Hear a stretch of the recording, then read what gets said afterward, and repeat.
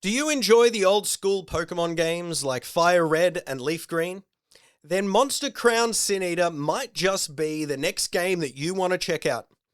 I want to thank Red Art Games for providing a review copy of the game. Let's jump in to today's review.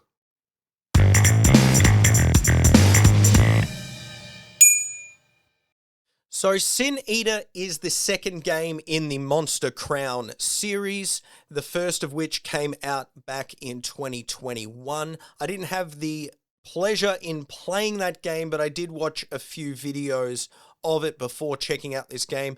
And once I started Sin Eater, I realized that the visuals were a huge step up from the first game.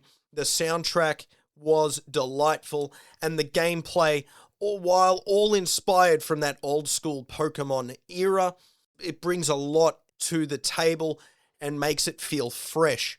The game tells the story of Asher, who awakes one morning to find his brother arriving home after a long journey away, exploring the world, and he's got himself caught up in a bit of trouble and sort of gets taken away by the King's Hand.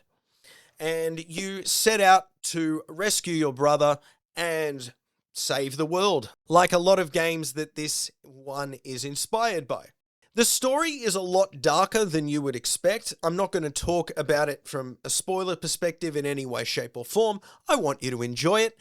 But I did have my sort of mouth just wide open at points when I really didn't expect that from this game in any way, shape, or form.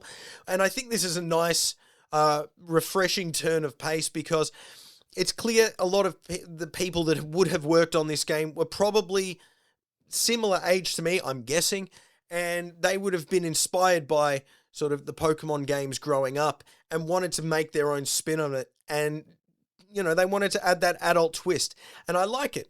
I don't think the story is, by any stretch of the imagination, the highlight of this game. I don't think the writing is, unbelievable. But if you're an adult, I think, and like these games, I think this is a game that you should check out for the story. The battle system is what is going to seem most familiar jumping in. While there are less types in 5, there are 5 different types of monster. There is sort of an attack and defend style system. For the most part, though, I stuck with attacking, and occasionally I would defend, but I found that defense, the benefits were lower than just even attacking at the same time and being open to attacks. That's just what I found personally. I found the overall quality of monsters throughout the world varies. There are some absolutely amazing looking monsters, and some that, look, quite frankly, I think could have been reworked, but there are over 200 in the game.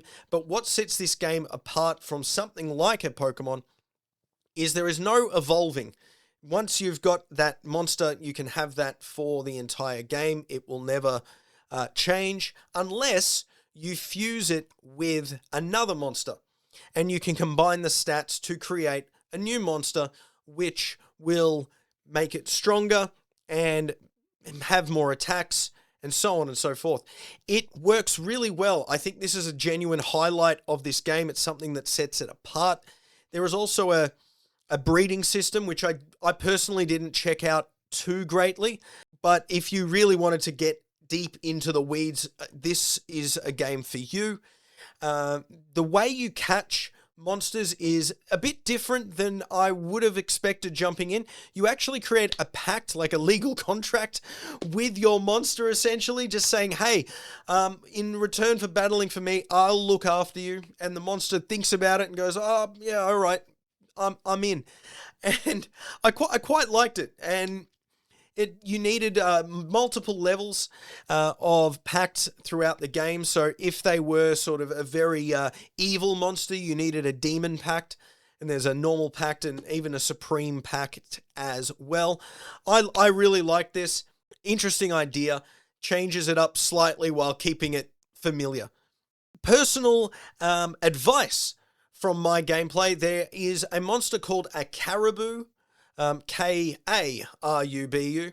Essentially, this monster, when you defeat it in battle or create a pact with it, provides extra experience than any other monster in the game. So if you see one in the overworld, absolutely make a beeline for it and go and grab that experience. I also found the monster Gorpangol slightly overpowered, as there is a perk for Asher when he levels up, which provides the monsters the ability to run into other monsters in the overworld and deal damage before the battle begins. I found that to be incredibly powerful stuff when it came to grinding.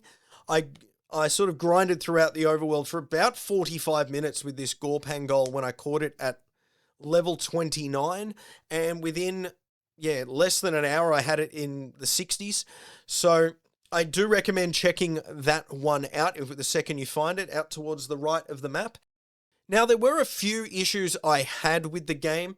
These are things that I've actually reached out to the developers to ask if these are things that are going to be patched into the game and improved.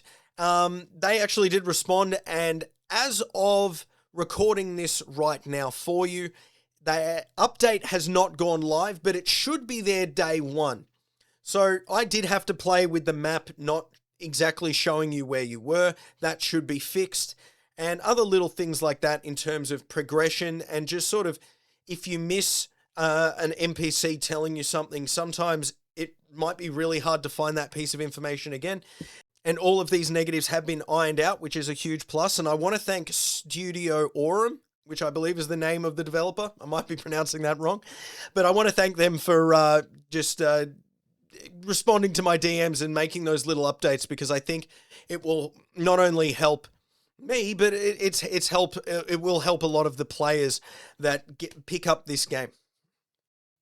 I rolled credits, roughly speaking, around 11 hours in, but I largely stuck to sort of what you would call the golden path, largely sticking to the main story missions.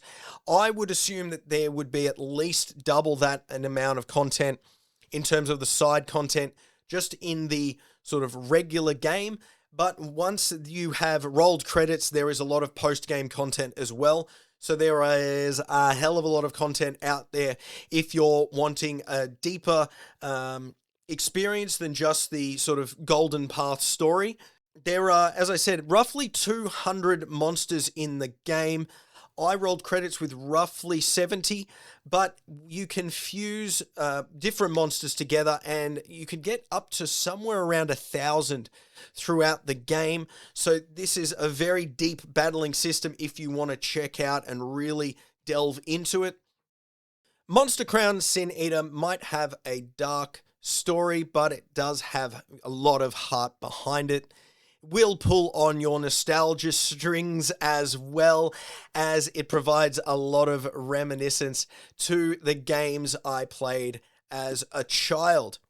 I want to award the game 3.5 stars. I think this is a great game. I highly recommend checking it out. I played it on Nintendo Switch via Nintendo Switch 2, and I think it's reasonably priced for the adventure that you will undertake in it as well. If you're seeing this and you've played this, let me know what you think. Be sure to like and subscribe for more news, reviews, or just my take on the gaming scene. I'll see you next time.